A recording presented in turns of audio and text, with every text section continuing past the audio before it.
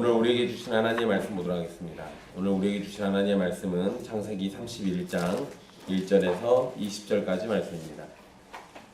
창세기 31장 1절에서 20절까지 말씀입니다.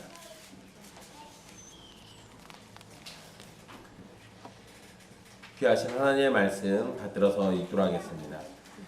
야곱이 라반의 아들들이 하는 말을 들은즉 야곱이 우리 아버지의 소유를 다 빼앗고 우리 아버지의 소유로 말미암아 이 모든 재물을 모았다 하는지라. 야곱이 라반의 안색을 본즉 자기에게 대하여 전과 같지 아니하더라. 여호와께서 야곱에게 이르되 내 조상의 땅 내 족속에게로 돌아가라. 내가 너와 함께 있으리라 하신지라. 야곱이 사람을 보내어 라헬과 레아를 자기 양떼가 있는 들로 불러다가 그들에게 이르되 내가 그대들의 아버지의 안색을 본즉 내게 대하여 전과 같지 아니하도다. 그러할지라도 내 아버지의 하나님은 나와 함께 계셨느니라. 그대들도 알거니와 내가 힘을 다하여 그대들의 아버지를 섬겼거늘 그대들의 아버지가 나를 속여 품삯을 10번이나 변경하였느니라. 그러나 하나님이 그를 막으사 나를 해치지 못하게 하셨으며 그가 이르기를 점 있는 것이 내 삭이 되리라 하면 온 양떼가 낳은 것이 점 있는 것이요 또 얼룩무늬 있는 것이 내 삭이 되리라 하면 온 양떼가 낳은 것이 얼룩무늬 있는 것이니 하나님이 이같이 그대들의 아버지의 가축을 빼앗아 내게 주셨느니라. 그 양떼가 새끼 뵐 때 내가 꿈에 눈을 들어보니 양떼를 탄 순양은 다 얼룩무늬 있는 것과 점 있는 것과 아름진 것이었더라. 꿈에 하나님의 사자가 내게 말씀하시기를 야곱아 하기로 내가 대답하기를 여기 있나이다 하매 이르시되 내 눈을 들어보라. 양떼를 탄 순양은 다 얼룩무늬 있는 것, 점 있는 것과 아름진 것이니라. 라반이 내게 행한 모든 것을 내가 보았노라. 나는 베델의 하나님이라. 네가 거기서 기둥에 기름을 붓고 거기서 내게 서원하였으니 지금 일어나 이곳을 떠나서 내 출생지로 돌아가라 하셨느니라. 라헬과 레아가 그에게 대답하여 이르되 우리가 우리 아버지 집에서 무슨 분깃이나 유산이 있으리요. 아버지가 우리를 팔고 우리의 돈을 다 먹어버렸으니 아버지가 우리를 외국인처럼 여기는 것이 아닌가. 하나님이 우리 아버지에게서 취하여 가신 재물은 우리와 우리 자식의 것이니 이제 하나님이 당신에게 이르신 일을 다 준행하라. 야곱이 일어나 자식들과 아내들을 낙타들에게 태우고 그 모은 바 모든 가축과 모든 소유물 곧 그가 밧단 아람에서 모은 가축을 이끌고 가나안 땅에 있는 그의 아버지 이삭에게로 가려 할세. 그때 라반이 양털을 깎으러 갔으므로 라헬은 그의 아버지의 드라빔을 도둑질하고 야곱은 그 거취를 아람 사람 라반에게 말하지 아니하고 가만히 떠났더라. 아멘. 이 말씀은 살아계신 하나님의 말씀입니다.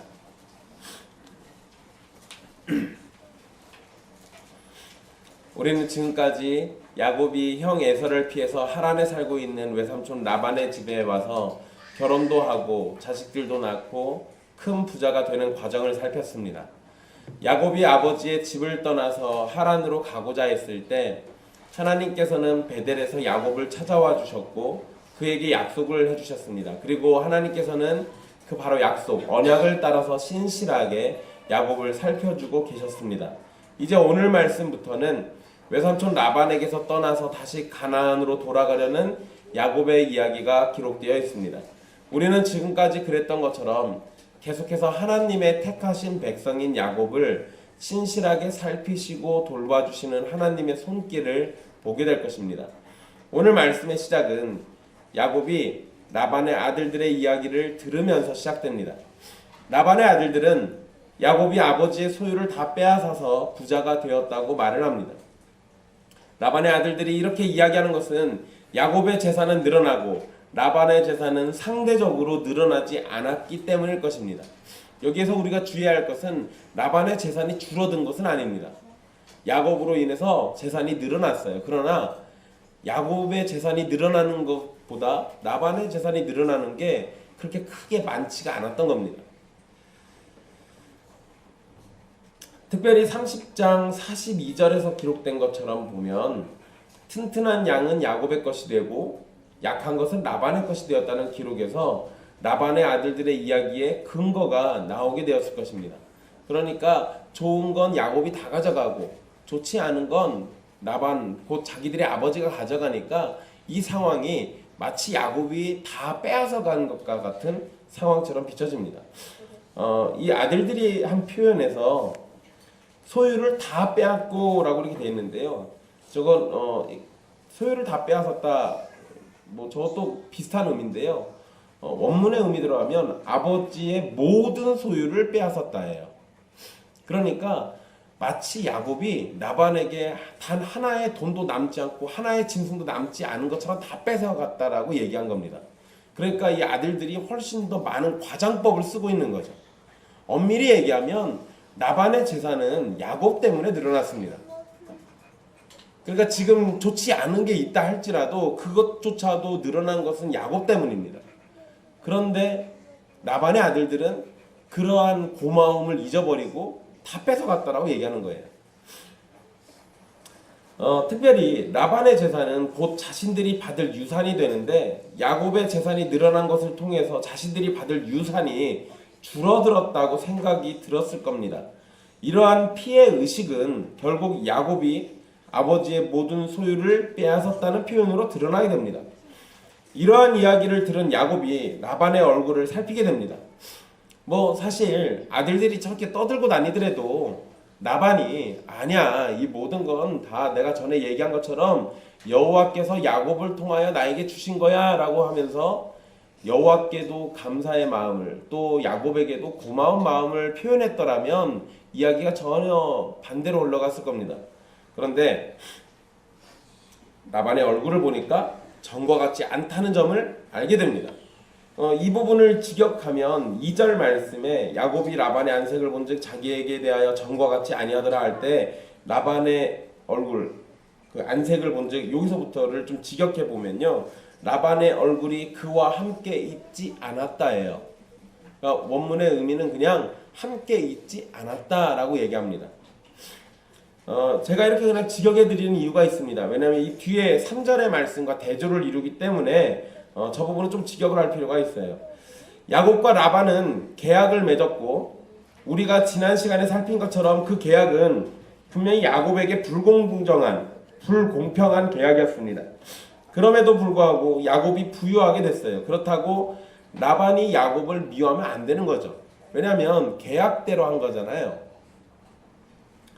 불공정한 계약임에도 야곱이 더 부유하게 된 것, 이런 사실을 마주했을 때 그러한 결과는 하나님께서 하신 일이라는 점을 또다시 인정해야 맞았습니다. 그러니까 안색이 변한다, 우리 성경 표현처럼 이런 식으로 되면 안 되는 거였어요. 라반의 얼굴이 야곱과 함께하지 않는 이런 상황이 되면 안 되는 거였습니다.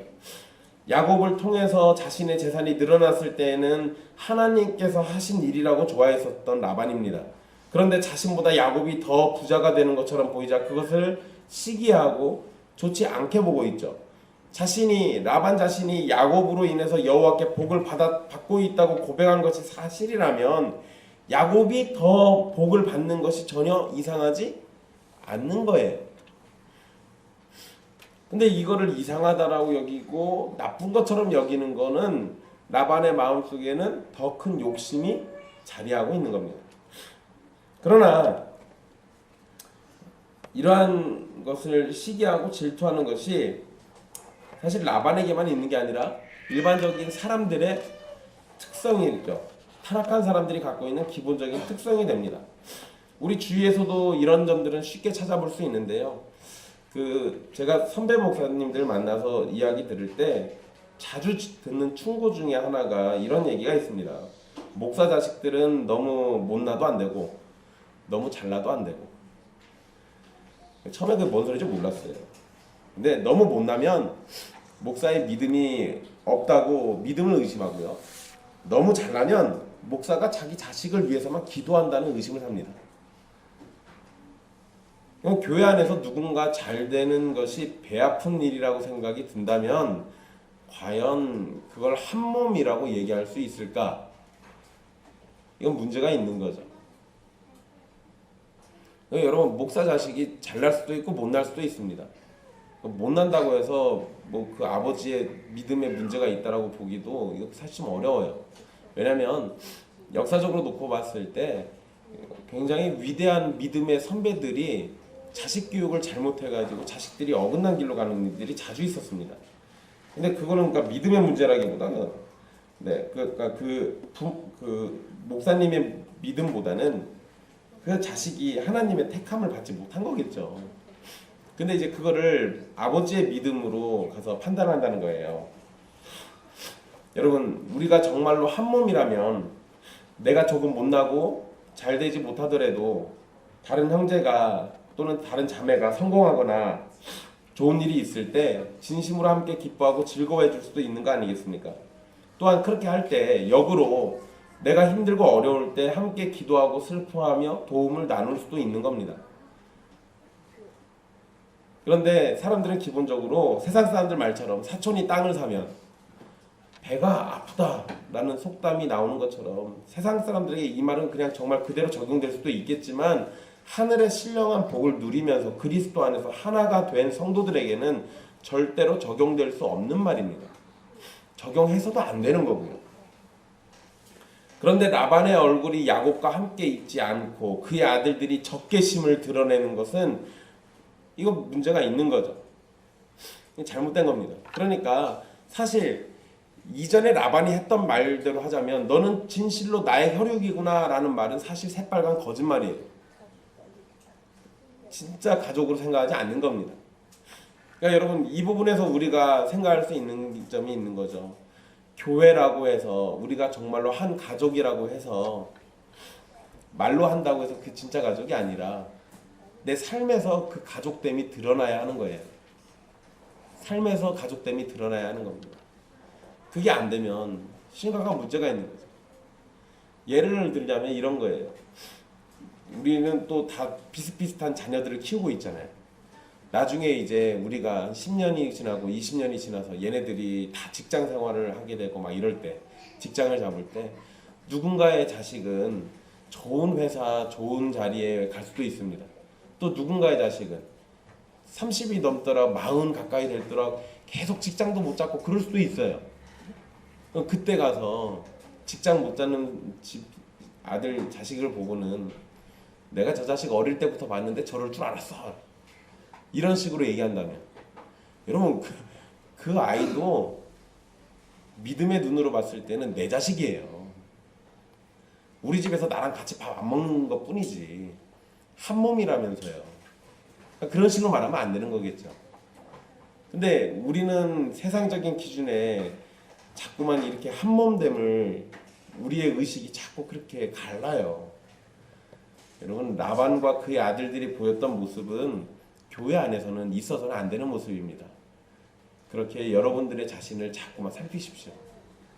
아주 사소한 일, 아주 작은 일이라도 함께 기뻐하고 함께 즐거워하고 함께 슬퍼하고 함께 아파하는 것, 그것이 진짜 한 몸됨의 증거가 되는 겁니다. 그런데 여러분 이 부분에서 어쨌든 라반과 그의 아들들은 한 몸됨이라는 것이 온당하지 않은 사람들이지만 이들이 했던 행동은 오히려 야곱에게는 좋은 결과를 가져오게 됩니다. 여러분 이 부분이 정말로 하나님을 찬양할 수 있는 귀한 일이기도 합니다. 만약에 라반과 그의 아들들이 야곱을 매우 친절하게 대해주고 사랑해주면서 계속 살았더라면 야곱은 자신의 삶을 정리하고 가나안 땅으로 돌아가려고 하지 않았을 겁니다. 그냥 여기가 좋사오니 하면서 살았겠죠. 즉 라반과 그의 아들들이 야곱을 향해서 적개심을 드러낸 것은 잘못된 일인 게 분명한데 결과적으로는 하나님께서 야곱이 떠날 수밖에 없는 상황이 되도록 이끄신 일이 되는 겁니다. 야곱은 이러한 상황으로 인해서 오히려 하나님께 한 서원을 지킬 수 있는 환경이 된 겁니다. 하나님한테 베델에서 했던 서원이 있잖아요. 그런데 만약에 그냥 정말로 이 바단 아람에서 행복하게 잘 살았더라면 그거 안 지켰을 거예요. 잊어버렸을 겁니다. 그냥 잊고 싶었을지도 모르죠. 그런데 상황이 이렇게 되니까 결국 하나님께 했던 바로 그 서원을 지킬 수 있는 환경이 돼요. 그러니까 여러분 이러한 점을 생각한다면 우리에게 찾아오는 고난과 괴로움이 악한 것만은 결단코 아니라는 점을 알 수 있습니다. 그 일을 겪을 때는 당장 힘들지 모르지만 때로 하나님께서는 우리의 고난을 사용하셔서 우리를 더욱 연단하시고 훈련시키시고 이끄셔서 하나님이 기뻐하시는 일이 되도록 사용하시기도 한다는 겁니다. 바로 이러한 점이 고난 가운데서도 기뻐하는 영혼이 될 수 있는 이유입니다. 그러니까 여러분, 내가 진실로 하나님의 백성일 때, 또 나의 영혼이 온전치 못하지만 그리스도 안에서 주의 법도를 행하며 살고 있을 때, 그럼에도 불구하고 나에게 고난이 찾아온다면 그 고난은 나를 죽이려고 하는 것이 아니라 오히려 나로 하여금 훗날 더 크게 즐거워하고 기뻐하도록 만들려는 하나님의 계획인 거예요. 그러니까 우리의 삶에 찾아오는 고난이 그 자체가 나쁘다라고만 얘기할 수 없는 겁니다. 신자들에게는 고난은 또 다른 즐거움의 이유가 될 수 있다는 거예요. 그 부분을 우리가 잘 기억할 필요가 있습니다. 왜냐하면 저나 여러분이나 매일의 삶 속에서 고난을 계속 맞닥뜨리고 있잖아요. 이 세상에 고난이 없는 사람은 아무도 없습니다. 단지 그 크기와 정도가 약간 다를 뿐인 거지 다 비슷비슷하게 고난을 겪고 있어요. 그런데 그 고난을 대하는 신자의 태도가 차이가 나는 거예요. 고난 앞에서 주저앉고 고난 앞에서 하나님을 원망하고 하나님에 대한 적개심을 드러내는 사람이 있는가 하면 고난 앞에서도 정말로 잠잠한 영혼이 되어서 주님의 은혜를 구하는 자가 있기도 하죠. 어떤 사람이 되는 것이 좋을 것 같습니까? 성령의 인도하심을 받는 자라면 고난 중에도 잠잠히 주님을 향해 고개를 들 겁니다. 그러한 영혼들이 되기를 주님께 바라십시오. 야곱이 라반의 얼굴이 자신과 함께하지 않는다는 사실을 확인한 후에 그렇게 확인했는데 3절에서 곧장 여호와께서 야곱에게 말씀을 해주십니다. 그러니까 얼굴을 확인하고 바로인지 아니면 좀 시간이 흘러선지는 우린 정확히 알 수는 없어요. 그러나 성경의 기록은 마치 연속된 상황처럼 이해하도록 이렇게 만들어주죠. 어쨌든 하나님께서 즉각적으로 야곱에게 말씀을 해주신 건데요. 이렇게 말씀하셨죠. 내 조상의 땅 내 족속에게로 돌아가라. 내가 너와 함께 있으리라. 여러분 3절과 2절의 말씀이 비교가 된다고 앞에서 말씀드렸는데요. 라반의 얼굴은 야곱과 함께 하지 않지만 여호와 하나님께서는 야곱과 함께 있으시겠다고 약속하셨고 지금도 그 약속을 확인시켜주고 계십니다. 여러분 이 부분이 매우 중요한 거죠. 우리의 원수들은 우리를 향해서 얼굴을 같이 대지 않아요. 그런데 하나님께서는 얼굴을 우리 쪽으로 향하셔서 우리와 항상 함께 있는 겁니다. 여러분 상황적으로 놓고 보면 눈에 보이지 않는 하나님의 얼굴은 우리가 피부로 느끼기가 어렵겠죠. 그런데 눈에 보이는 라반의 얼굴은 피부로 느끼기가 쉽습니다. 경험적으로도 그게 훨씬 더 쉽게 다가오겠죠. 그런데 여러분 그 경험과 상관없이 진리를 바라보십시오. 라반은 전과 같지 않았어요. 얼굴이 함께 있지 않았습니다. 피부로 느끼는 것은 불편할 거예요. 그런데 하나님의 말씀은 하나님의 진리는 내가 너희와 항상 함께 있으리라예요. 그러니까 여러분 이거는 이 진리가 나의 영혼을 사로잡을 때 그럴 때 비로소 그 진리로 통해서 위로를 얻을 수 있어요. 야곱이 밧단-아람에서 20년이라는 세월을 보내는 동안 우리가 주의 깊게 생각해 볼 게 하나 있습니다. 하나님께 나아갔다는 어떤 말씀도 기록도 없습니다. 제단을 쌓았다거나 기도를 했다거나 그런 말씀이 전혀 없어요. 즉 야곱이 하나님과 더불어 교제하는 가운데 살지 않았다는 것을 우리에게 알려주는 겁니다. 간단히 말하면 야곱은 하나님을 잊어버리고 살았어요. 그런데 하나님께서는 야곱을 잊지 않고 계셨고 그에게 하셨던 언약도 계속해서 지키고 계셨습니다. 그리고 때가 되었을 때 그를 밧단-아람에서 다시 가나안으로 부르고 계십니다. 여러분 창세기 28장 15절에서 내가 너와 함께 있어 내가 어디로 가든지 너를 지키며 너를 이끌어 이 땅으로 돌아오게 할지라 내가 너를 허락한 것을 다 이루기까지 너를 떠나지 아니하리라 라고 약속하신 것을 하나님께서는 신실하게 지키시고 계셨습니다. 야곱은 더 이상 밧단 아람에서 외삼촌과 함께 있을 수 없는 상황이 됐습니다. 이러한 때 하나님께서는 조상의 땅으로 돌아가라 지금 명령하고 계신 거예요. 과거 아브라함이 하란을 떠날 때는 아브라함한테는 내가 내게 지시할 땅으로 가라라고 표현했죠. 그런데 지금은 조상의 땅으로 가라라고 표현하고 있습니다. 똑같은 장소인데 명칭이 달라졌어요. 이러한 변화는 가나안 땅이 아브라함과 이삭과 야곱으로 이어지는 언약의 자손들에게 확실히 주어진 땅이라는 사실을 보여줍니다. 또한 우리는 야곱이 밧단 아람을 떠나는 모습 속에서 훗날 이스라엘 백성이 애굽을 떠나는 것과 비슷한 모습을 발견하게 됩니다. 여러분 사실 이러한 것들 참 재미가 있어요. 창세기를 읽는 1차 독자는 애굽에서 탈출한 이스라엘 백성들입니다. 그런데 그들이 공감할 수 있는 내용이 지금 여기 등장해요.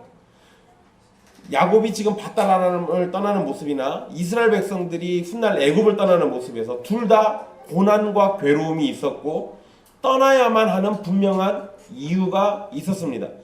그리고 이 배경 속에서 하나님의 일하심도 똑같이 있습니다. 모세를 통해서 야곱의 이야기를 전해들은 이스라엘 백성들은 자신들과 똑같은 일을 조상인 야곱이 겪었다는 사실 속에서 위로를 얻었을 겁니다. 왜냐하면 야곱이 힘든 상황 속에 있지만 하나님께서 그를 끝까지 놓지 않으셨고 지키신다는 점이 자신들을 애굽에서 광야로 이끄시고 돌봐주신 것과 똑같기 때문입니다.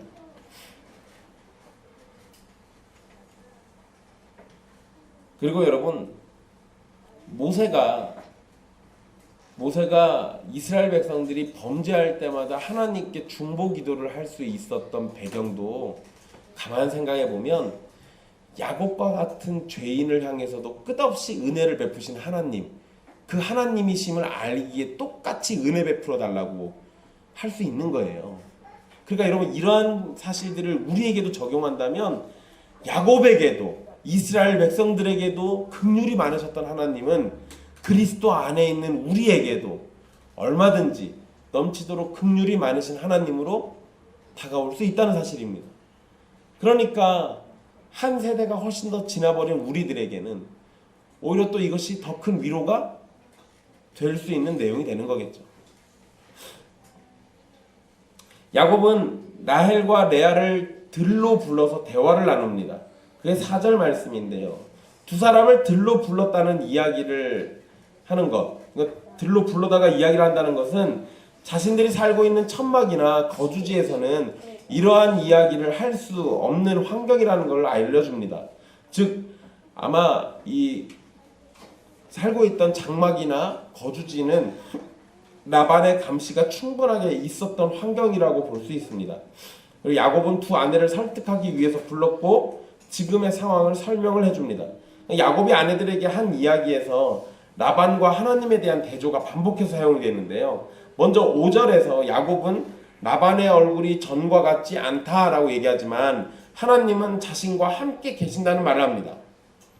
그리고 7절에서는 라반이 자신의 품삯을 10번이나 변경했다라고 얘기하지만 하나님께서는 라반을 막으셔서 야곱을 해치지 못하게 하셨다고 말합니다.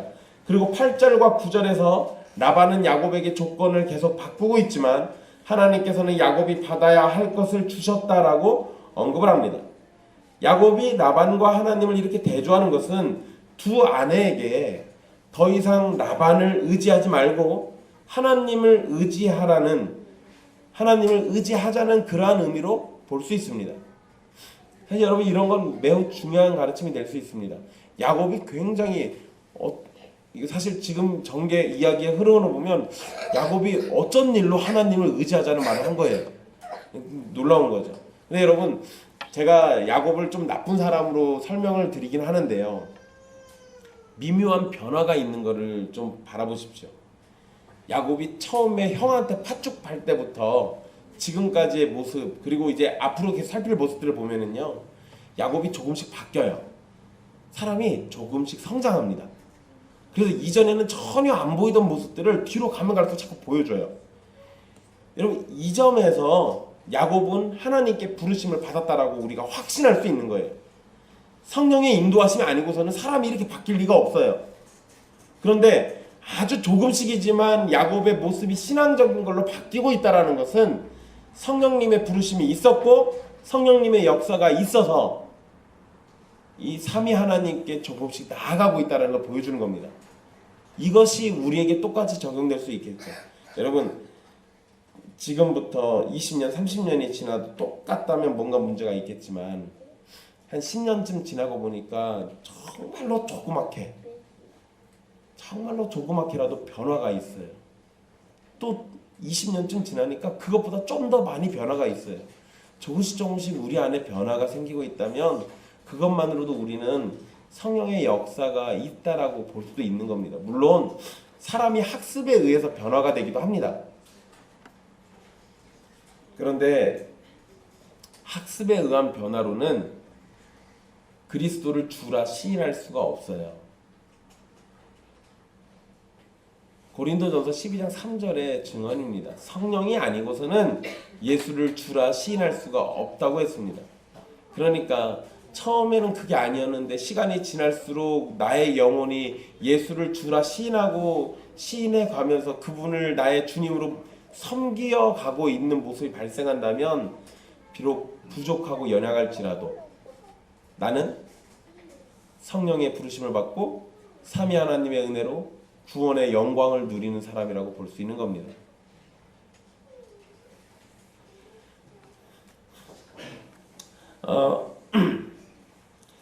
야곱이 이야기한 내용들을 좀 더 세부적으로 살펴보도록 하겠습니다.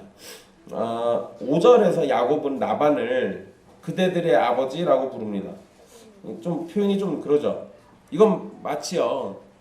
여러분 이 느낌을 한번 생각해 보세요. 제가 주성엄마 아버지가 저한테 장인이잖아요.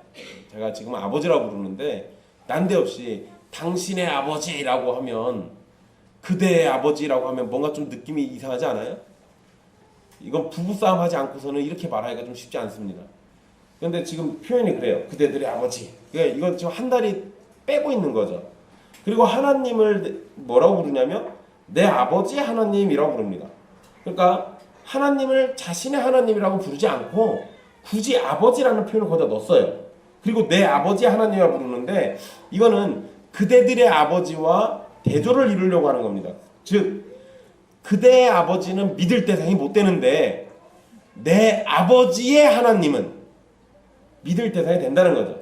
육신의 아버지는 믿지 못할 사람이지만 내 아버지가 믿는 하나님은 신뢰할 수 있는 분이라는 겁니다. 또한 야곱은 하나님께서 자신과 함께 계신다는 임마누엘의 신앙을 아내들에게 고백하고 있죠. 물론 여러분 우리는 이러한 야곱의 신앙 고백이 참으로 아름답지만 그동안 야곱이 보인 모습이나 앞으로도 보이는 모습에서 과연 이것이 참인가라는 의심이 들 수도 있습니다. 그러나 확실한 것은 야곱은 하나님으로 인해서 믿음이 조금씩 자라나고 있다는 겁니다. 앞에서도 말씀드린 것처럼 부족한 것처럼 보이지만 조금씩 자라나는 믿음이라면 우리는 결과적으로 그 믿음이 예수 그리스도 안에 있는 믿음이라고 볼 수 있습니다. 비록 야곱에게서 불신앙적인 모습을 계속 발견하게 되지만 그렇다고 그것으로 야곱을 부르시고 구원하시는 하나님의 능력까지 의심할 필요는 없습니다.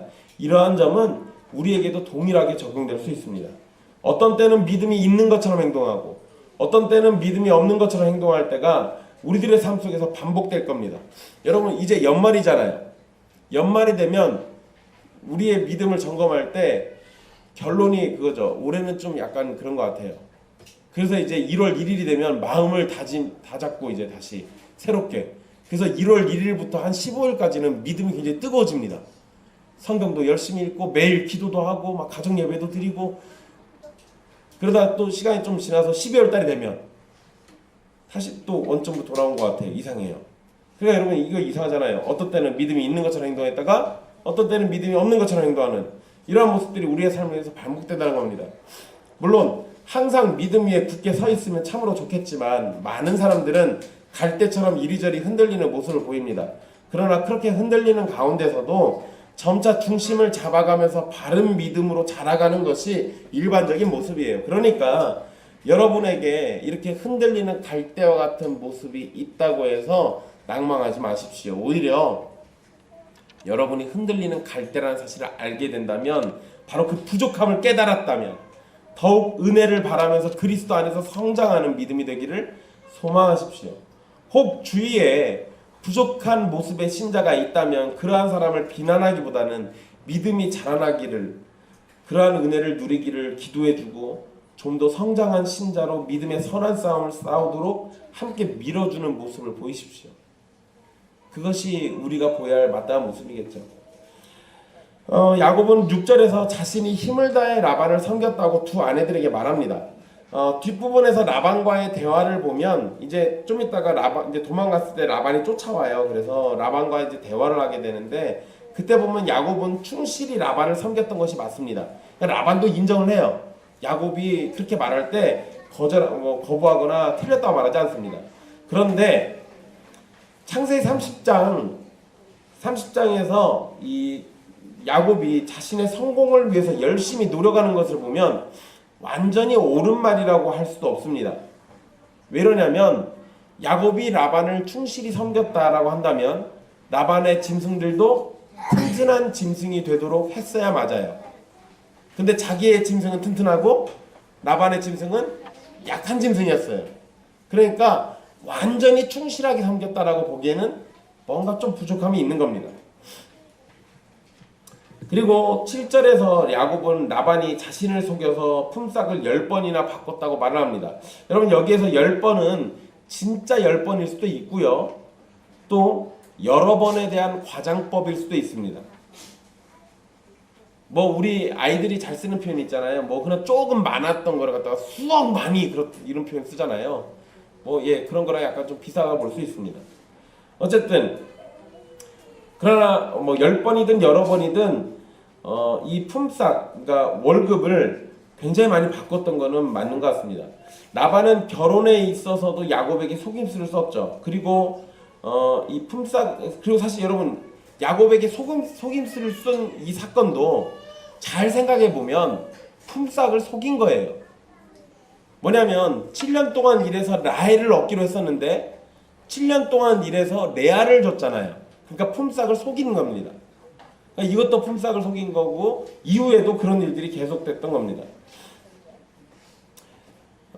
그리고 또 이것도 품삯을 속인 거라고 볼 수 있는데 야곱은 아내들의 지지를 받아야 하니까 결혼에 대한 얘기는 안 해요. 그거를 하면은 아내들이 지지를 안 해줄 것 같으니까 그거는 빼고 다른 얘기만 합니다. 그런데 여러분 중요한 점은 하나님께서 라반을 막으셔서 야곱을 지키셨다는 점입니다. 그러니까 라반이 점 있는 것이 야곱의 품삯이 될 것이라고 말을 하면 온 양떼가 낳은 것이 점 있는 것이 되고 얼룩무늬 있는 것이 내 삭이 될 것이다 라고 말하면 온 양떼가 낳은 것이 얼룩무늬 있는 것이 됐다라고 말하면서 하나님께서 라반에게 가축을 건져주셨다라고 말을 합니다. 여러분 제가 건져주셨다라는 표현을 썼는데요. 9절에 우리 성경에는 가축을 빼앗아라고 되어 있습니다. 그래서 그대들의 아버지의 가축을 빼앗아 내게 주셨다라고 이렇게 되어 있는데요. 이 빼앗다라고 번역된 표현은 건져내다, 구원하다라는 의미가 있습니다. 즉 하나님께서 강제로 빼앗으신 것이 아니라 야곱에게로 가야 할 것을 건져내서 주셨다는 겁니다. 라반은 야곱의 것을 빼앗아 가려고 하지만 오히려 하나님께서는 야곱에게 주셨다라는 점을 강조하고 있는 거죠. 결국 31장 1절에서 라반의 아들들은 야곱이 라반의 소유를 빼앗았다라고 말하지만 야곱은 그것은 자신이 한 일이 아니라 하나님께서 그렇게 하신 일이라고 말을 하고 있는 겁니다. 결국 1절에서 라반의 아들들은 이 잘못된 판단을 하고 있고 이 사실 정황을 잘못 이해하고 있는 거죠. 그러면서 이제 야곱은 자신이 꿈에 본 것을 말하게 되는데요. 양떼가 새끼를 맬 때 꿈에 보니 양떼를 탄 순양은 다 얼룩무늬 있는 것과 점 있는 것과 아롱진 것이었다는 겁니다. 그리고 하나님의 사자가 자신에게 말씀해 주기를 양떼를 탄 순양은 다 얼룩무늬 있는 것, 점 있는 것, 아롱진 것이라고 또 말을 해줍니다. 그리고 라반이 야곱에게 행한 모든 것을 하나님께서 보셨다라고도 말을 하죠. 근데 여러분 여기에서 우리는 이상한 점을 하나 발견해야 됩니다. 야곱은 양떼나 염소떼가 얼룩무늬가 되도록 껍질 벗긴 가지를 짐승떼가 보이도록 향했고 그 앞에서 새끼를 베도록 해서 얼룩무늬와 점박이가 나왔다라고 창세기 30장에 기록하고 있습니다. 그런데 31장에서는 야곱이 아내들에게 하는 말, 이것이 그 내용이 자신이 한 행동 때문이 아니라 하나님께서 그렇게 해주셨기 때문이라는 거 말을 하고 있죠. 이 부분이 참 대단한 겁니다. 그러니까 원래 야곱이 했던 행동은 이렇게 꼼수 부리면, 이렇게 술책을 부리면 점 있는 것, 아롱진 것, 뭐 이런 것들이 나올 거야 라고 생각을 했는데, 그런데 꿈에 자기가 들은 하나님의 말씀은 그게 아니었던 거예요. 그거 다 하나님이 그렇게 해주셨다는 거죠. 사실 여러분, 야곱에게 점 있는 것, 얼룩무늬, 아롱진 순양이나 순염소는 한 마리도 없었습니다. 라반이 자신의 아들들에게 모두 보냈기 때문이죠. 그런데 야곱에게서 전박의 짐승들이 태어날 수 있었던 것은 하나님께서 그렇게 해주셨기 때문에 가능한 거겠죠. 결국 야곱의 술수와 상관없이 하나님께서는 야곱에게 재물을 주시기로 작정하셨다라는 것이 지금 드러나는 거예요. 그러니까 야곱은 어쩌면 지금까지 이렇게 된 거에는 내가 열심히 해서 내가 이렇게 해가지고 됐을 거야 라고 생각했을지도 모릅니다. 그런데 하나님의 말씀을 듣고 난 이후에는 내가 해서 된 게 아니구나 라는 걸 깨달았던 거겠죠.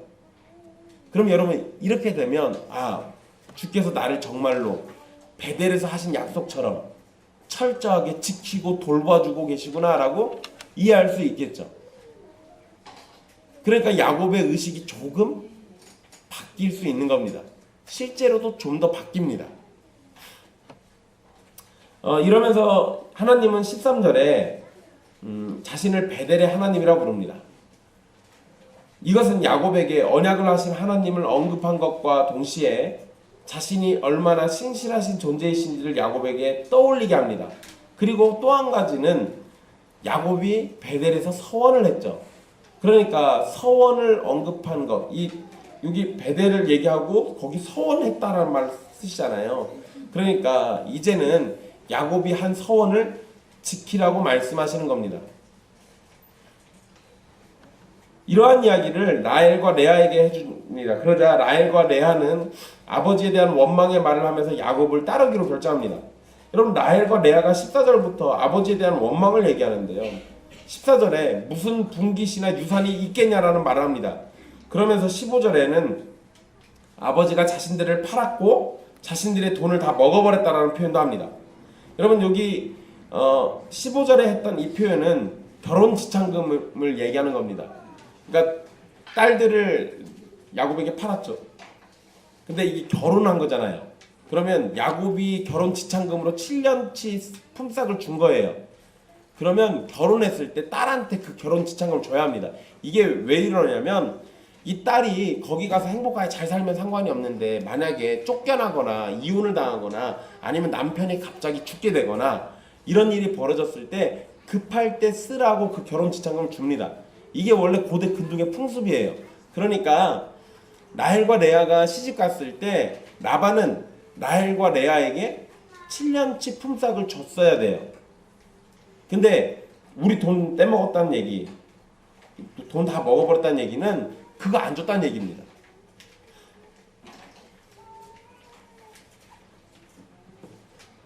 어쨌든 이런 것도 안 줬다, 이런 것도 주지 않는 사람이 우리 아버지다 라고 얘기한다면, 그러면 그 이상 다른 것을 바란다는 것은 불가능한 것이 되겠죠. 그러니까 당연히 분깃이나 유산도 없는 겁니다. 라헬과 레아는 하나님이 야곱에게 이르신 일을 다 준행하라고 얘기합니다. 여러분, 그 16절에 마지막에 다 준행하라 라고 하잖아요. 저게 명령형이에요. 명령형. 근데 여러분, 아내들이 남편한테 명령하는 일은 없습니다. 그런데 여기에서 이렇게 표현한 거는 그 일에 대해서 자기들도 적극 동참하겠다라고 얘기하는 거예요. 똑같은 겁니다. 그리고 야곱은 모든 식구들을 챙기고 재산을 챙겨서 바단 아람을 떠나 가나안 땅에 있는 아버지에게로 돌아가려고 합니다.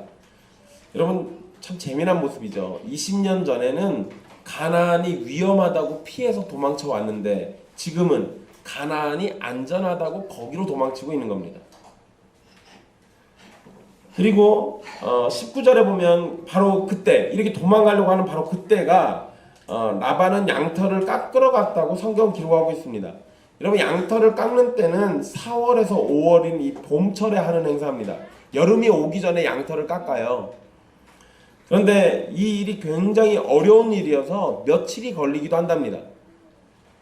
기록에 따르면 뭐 수백 명이 함께 해가지고 3일이 걸렸다거나 또는 날씨와 일손 문제 때문에 10일 이상 걸리기도 하는 일이기도 합니다. 이런 중대한 일을 앞두고 있기 때문에 라반은 야곱이 도망갈 거라고는 생각을 못했던 겁니다. 그런데 여러분 그냥 이렇게 이제 야곱이 도망만 쳤으면 좋았는데요. 여기에서 뜻하지 않은 문제가 하나 발생하죠. 라헬이 야곱의 둘째 부인인 라헬이 아버지의 드라빔을 도둑질했다라고 성경이 기록하고 있습니다. 여러분 드라빔은 사람의 모양을 한 집안의 수호신으로 대부분은 작은 크기입니다. 그리고 간혹은 죽은 조상의 모습으로 만들기도 하고요. 그리고 성경에 보면 이 드라빔이 사람 머리 모양만큼 크기도 한 것도 있습니다. 그러나 대체로 집안의 수호신으로 여겨지는 신들의 모습을 만드는 거예요. 그러니까 만약에 우리 집안의 수호신이 바알신이다 그러면 바알의 형상으로 자그맣게 형상을 만들어서 그걸 집안의 드라빔으로 여깁니다. 고대 사람들은 드라빔이 집안의 행복과 번영을 가져다 준다라고 믿었고요. 그리고 이 드라빔이 또 중대한 그 목적이 하나 있는데요. 이게 상속권을 상징합니다. 그래서 드라빔이 있는 집이 이 장자로서 상속의 그 가장 큰 혜택을 받아요. 그러니까 그러한 의미들이 있습니다. 그 부분은 다음 주에 설교할 때 말씀드릴게요. 그러면 라헬은 아버지 라반이 귀하게 여기는 드라빔을 훔쳤습니다. 여러분 성경에서 훔쳤다라고 표현하고 있잖아요. 이 얘기는 라헬의 행위가 올바르지 않다라는 것을 확실하게 알려주는 겁니다. 라헬은 지금 굉장히 잘못된 범죄를 저지르고 있는 거예요. 그런데 여기에서 한 가지 생각할 수 있는 게 있죠. 드라빔이 진짜 신이었다면 지금 여러분 모양새가 어떤 겁니까? 라헬이 드라빔을 납치한 거예요. 뭐 훔친 거지만 그거를 만약에 인격체로 본다면 납치한 거죠. 그러니까 드라빔이 진짜 신이었다면 사람의 손에 납치당했겠습니까? 그럴 리가 없겠죠. 오히려 능력이 있는 신이라면 자신을 훔치려는 라헬을 벌주거나 라헬이 반대로 납치당하도록 했겠죠. 그러나 무능하게도 라헬에게 도둑질 당하는 모습은 드라빔이 가짜 신이라는 사실을 명확하게 보여주는 장면입니다. 그리고 여러분 이 드라빔의 무능력은 이후에도 계속해서 등장하게 됩니다. 그리고 20절에 야곱은 라반에게 자신이 떠날 것을 말하지 않고 가만히 떠났다라고 성경은 기록하고 있습니다. 여러분 야곱이 가만히 떠났다라는 것은 라반에게 알리지 않고 도망치겠다는 의도가 있는 거겠죠. 그러나 여러분 하나님께서 야곱과 함께 하시겠다라고 약속을 하셨고 그러한 약속을 다시 말씀해 주신 걸 생각해 본다면 이렇게 도망치듯이 떠나지 않아도 하나님께서 지켜주셨을 겁니다. 근데 여러분 야곱이 왜 도망치듯이 떠났을까요? 야곱이 머리를 막 굴렸겠죠. 내가 지금 간다고 하면 왠지 우리 외삼촌이 그냥 곱게 안 보내주거나 또는 내 재산을 손댈 것 같겠죠. 그러니까 야곱이 몰래 도망치는 이유가 뭐겠습니까? 사실 이것도 욕심 때문에 그래요. 욕심 때문에 그런 겁니다. 야곱은 하나님의 말씀을 따라서 밧단 아람을 떠나려고 하지만 그 속에는 자신의 욕심과 재산을 지키려는 속셈이 담겨져 있습니다. 또한 아내들도 하나님을 언급하긴 합니다. 라헬과 레아가 하나님 얘기했어요. 그리고 하나님이 춘향하고 다 해라 이러잖아요. 그런데 라헬이 드라빔을 훔친 걸 보면 하나님의 인도하심을 따라서 하는 것이 아니라 자신의 욕심을 따라서 움직이고 있다고 우리 볼 수 있겠죠. 그러니까 야곱이나 아내들이나 말은 하나님을 얘기하고 있으나 아직 온전히 하나님을 의지하지 못하는 불완전한 믿음을 보이고 있는 거예요. 우리는 오늘 말씀에서 20년 동안 한결같이 신실하셨던 하나님의 모습을 다시금 살필 수 있게 됩니다. 야곱은 라반과의 관계에서 거짓말과 술수로 힘든 날들을 겪었습니다. 그러나 하나님께서는 야곱의 괴로움을 다 살피셨기에 그에게 형통함을 허락해 주셨습니다. 야곱은 20년이 지나서야 자신을 돌보신 하나님의 은혜를 바로 쳐다볼 수 있게 되었고 베델에서의 서원을 떠올리며 떠날 수 있는 용기를 얻게 되었습니다. 그러나 동시에 야곱은 여전히 인간적인 모습을 보이고 하나님의 도우심과 지키심을 온전히 신뢰하지 못하기 때문에 라반에게 말하지 않고 도망치듯이 떠나려고 합니다. 지금까지 아브라함과 이삭의 모습에서 우리는 우리가 흔히 저지르는 죄악된 모습을 발견하게 되는데 야곱에게서는 더욱 분명하게 그러한 모습을 발견하게 됩니다. 입술로는 신실하신 하나님을 말하지만 하나님을 온전히 신뢰하지 못하고 방패와 요새 그리고 반석이라는 말들로 하나님의 도우심을 말하지만 인간적인 술수와 노력이 없이는 안심하지 못하는 연약한 모습들이 우리 안에 가득합니다. 그렇다고 여러분 제 얘기가 우리가 해야 할 노력과 책임을 다 하지 말라는 거 아닙니다. 할 일 해야죠. 열심히 살아야 합니다. 할 수 있는 건 열심히 해야 돼요. 그런데 그 열심히 하는 것이 그 내면의 속마음이 하나님을 완전히 의지하지 못하는 가운데 너무 불안해서 한다면 문제가 있겠죠. 내가 해야 할 책임을 마땅히 하는데 하나님을 전적으로 의지하는 가운데 모든 것은 주의 손에 달려 있으니 주님께 맡기고 저는 저에게 주어진 일을 하겠습니다라는 이러한 자세가 아니라면 문제가 있는 거예요. 여러분 제가 한 번씩 말씀드린 적이 있는데요. 우리 추수감사절 때 부르는 찬송가 있죠. 이게 시편 126편의 말씀입니다. 근데 거기에 보면 씨를 뿌리러 가고 추수를 하고 농사 짓는 일, 그 일에 대해서 우리는 최선을 다한다라는 표현이 나와요. 우리는 그 일을 다 하는 거예요. 그런데 그러면서 동시에 뭘 얘기하냐면 하나님은 하나님의 큰 일을 하십시오예요. 시편 126편이 보여주는 내용이 뭐냐면 하나님은 하나님의 큰 능력을 바라셔서 하나님의 큰 일을 행하시되 잡혀간 우리 포로된 우리 백성들 다시 돌아오게 하시고 우리는 이 땅에서 씨를 뿌리고 눈물로 가서 그걸 거두면서 우리가 해야 할 수고를 다 하겠다는 겁니다. 그러니까 이스라엘을 회복하는 데 있어서 우리가 뭘 어떻게 해가지고 하는 이런 개념이 아니라 우리는 우리에게 주어진 일을 그리고 우리는 동시에 하나님의 일하심을 바라겠습니다. 그게 맞는 태도겠죠.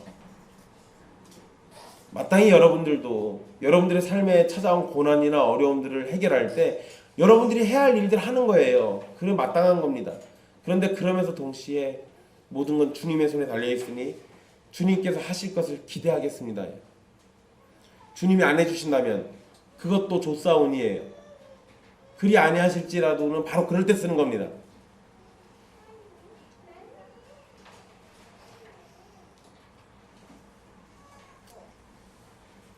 여러분, 야곱의 이런 입술만 말하는 이런 신앙, 우리 안에서도 발견되는 바로 이러한 모습들 참 한심하죠. 그러나 20년 동안 베델에서의 약속을 신실하게 지키신 하나님이 야곱의 하나님입니다. 그리고 바로 그 하나님이 저와 여러분의 하나님이라는 사실에 감사하십시오. 야곱은 하나님을 20년 동안 잊고 지냈으나 하나님은 야곱을 항상 기억하고 계셨고 야곱을 그 자리에 그냥 두지 않으시고 마땅히 있어야 할 자리로 부르시고 계십니다. 마찬가지로 하나님께서 저와 여러분을 그리스도 안에서 부르시고 구원하셨다면 우리를 마땅히 있어야 할 자리로 부르실 것이고 그 날을 다 이루실 때까지 우리를 계속해서 기억하실 겁니다. 그러니 하나님의 음성에 귀를 기울이고 말씀과 기도로 주의 뜻을 분별하며 그리스도 안에서 순종하기를 힘쓰는 여러분이 되십시오. 주께서 우리를 부르셨으니 우리를 주 예수 그리스도의 날에 책망할 것이 없는 자로 끝까지 견고하게 하실 것입니다. 주의 인도하심이 저와 여러분에게 함께함을 굳게 의지하고 그 가운데 큰 위로하심을 얻기를 간절히 바랍니다. 기도하겠습니다.